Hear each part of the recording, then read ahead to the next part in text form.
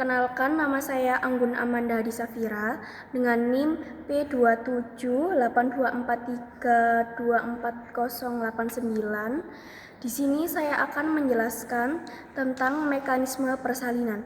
Sebelumnya kita harus tahu mekanisme persalinan adalah suatu proses di mana pada bagian tubuh bayi seperti kepala, bahu, dan juga badan bergerak menyesuaikan dengan ukuran dalam panggul.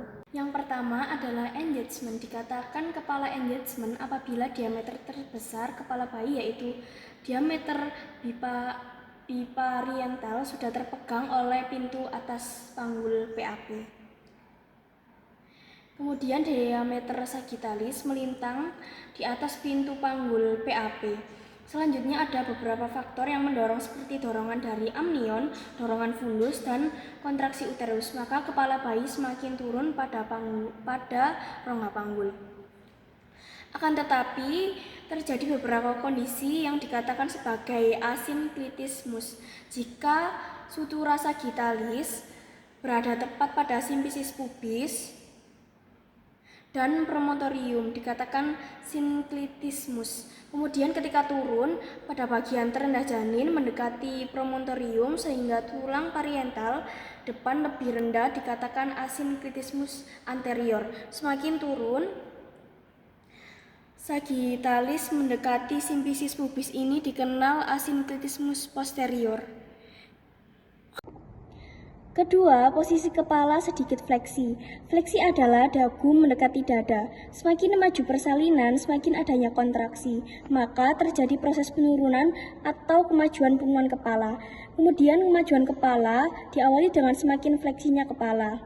Dagu semakin mendekati dada sehingga yang ukuran awalnya fronto-occipitalis akan berubah menjadi ubun-ubun kecil atau bagian belakang kepala, sehingga diameter kepala menjadi suboccipito bregmatica, yaitu ukuran kepala terkecil. Kemudian saat fleksi sudah terjadi secara maksimal dengan adanya dorongan dari fundus,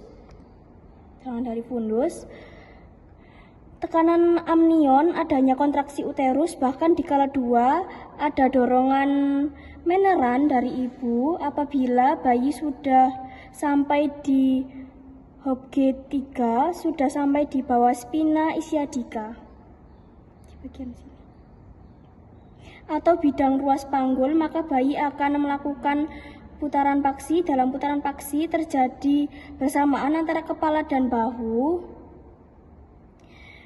yang berputar. Yang pertama 45 derajat biasanya ke arah anterior atau simfisis, diikuti oleh bahu sehingga bahu berada pada diameter oblik atau diagonal PAP.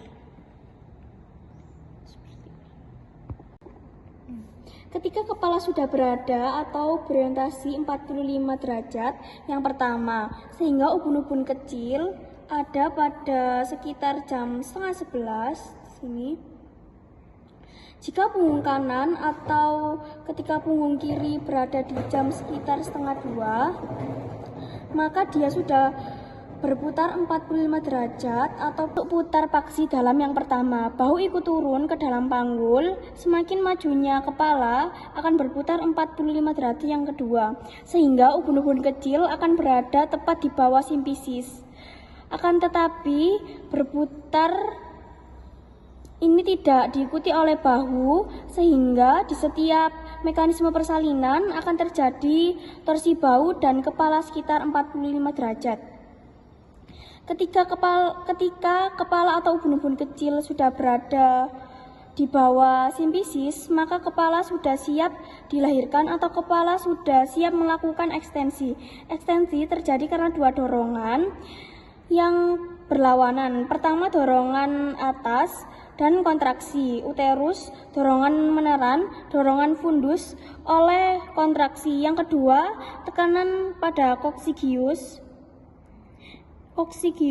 sehingga menyebabkan kepala mau tidak mau ekstensi.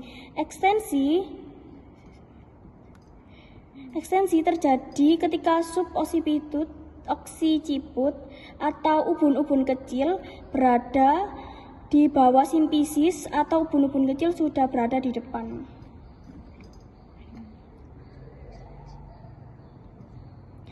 Ekstensi akan terjadi dengan subciput sebagai hipoklion atau titik putar akan berada di bawah simfisis. Sehingga dengan adanya tenaga meneran ibu, maka akan lahirlah bayi secara berturut-turut.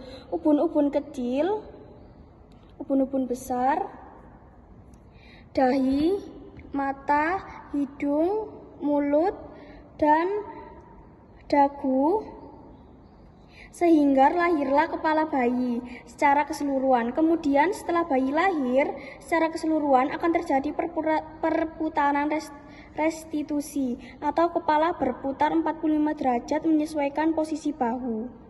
Setelah putar restitusi, maka kepala dan bahu bersamaan sama-sama melakukan putaran paksi luar 45 derajat sehingga yang awalnya bahu berada pada posisi diagonal berubah menjadi anterior posterior atau depan belakang.